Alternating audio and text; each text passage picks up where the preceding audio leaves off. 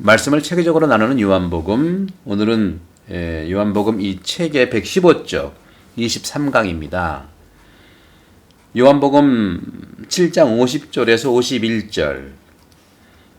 니코데모가 그들에게 말하였다. 우리 율법에는 먼저 본인의 말을 들어보고 또 그가 하는 일을 알아보고 난 뒤에야 그 사람을 심판하게 되어 있지 않습니까? 22강에서도 말씀드린 것처럼 종교에서의 대화는 항상 논쟁 방식이 아니어야 됩니다. 이것이 바로 시노달리타스예요. 공동 합의. 공동의 합의라는 말이 들어가 있기 때문에 어느 종교학자는 대동이라는 말을 쓰자. 대동 방식. 그것 우리 한국적인 그런 전통원에서 대동놀이도 있고요.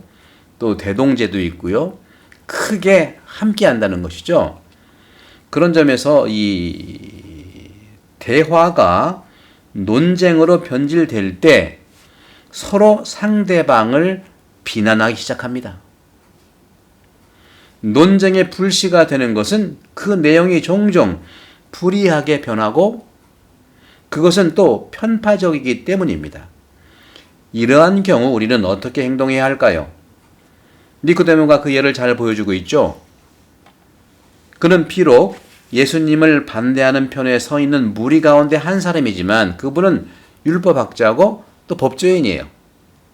그렇지만 그분은 공평정대하게 판단하는 것을 강력하게 요구하고 있는 것입니다.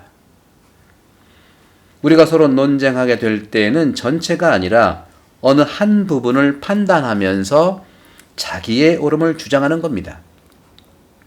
개인적인 의견은 존중받아야 되지만 늘 전체의 큰 흐름들을 보고 멀리 보고 높게 보고 깊이 보고 넓게 봐야 되지 않겠습니까? 그런데 교회가 가르치고 있는 진리는요, 누군가를 상대로 어떤 불이한 판단이나 태도를 취해서는 안 됩니다. 교회 역사에서 이런 관점을 바라볼 때 슬픈 페이지를 가지고 있는 것도 사실입니다. 그래서 고 요한 바오로 2세 성인 교황님께서는 대희년을 맞이하면서 용서를 구했어요. 우리도 같은 모양으로 그리스도의 사랑과 정의의 경계를 넘어서 신앙에 대해 토론하고 싶은 유혹을 포기할 때마다 용서를 구해야 합니다. 요한복음 7장 44절. 그들 가운데 몇몇은 예수님을 잡으려고 하였지만 그분께 손을 대는 자는 아무도 없었다.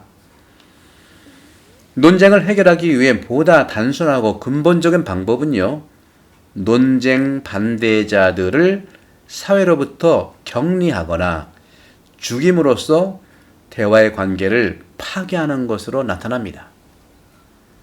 그리스도인은 이러한 위험에 여전히 노출되어 있었고 또 되어 있었어요. 요한복음은 유다인들이 예수님을 죽이려고 더 많은 기회를 엿보고 있음을 담아내고 있는 것이죠. 요한복음 7장 30절이죠. 그리스도인을 향한 증오는요, 심리나 정치나 또는 국가적인 동기로만 설명할 수밖에 없어요.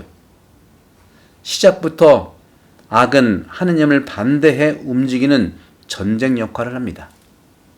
하지만 하느님께서는 최고의 희생에 가까이 계심으로 하느님으로부터 순교 사명의 부르심을 받은 자들은 그리스도와 자신의 승리와 희망 안에서 기쁘고 자유롭고 그러한 희생을 받아들이는 특별한 힘과 은혜를 받는 것입니다.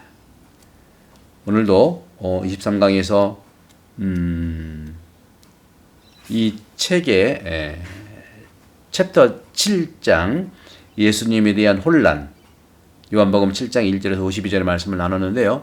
여러분들도 이런 관점에서도 우리가 살아갈 수 있는 이 지금까지 말씀 나눴던 우리 대화 안에서의 논쟁이라기보다는 어떤 방법을 찾는 대동합의, 공동 시노달리타스가 공동 합의라고 표현했는데 어떤 말씀드린 것처럼 종교에는 대동이라는 말을 쓰자 하는 것을 저도 동의하고요. 우리가 대동제도 있었고 대동놀이도 있지 않습니까? 그런 점에서 우리가 함께 크게 함께 해서 똑같다는 것이 아닙니다. 다르지만 함께 한다는 이런 측면들을 말씀드렸습니다. 다음 시간 24강에서는 이 책의 8장 너무나 잘 알고 있는 간음하다 잡힌 그러한 여인에 대해서 말씀드리겠습니다. 요한복음 7장 53절에서 8장 11절입니다. 성부와 성자와 성령으로 강복합니다. 감사합니다.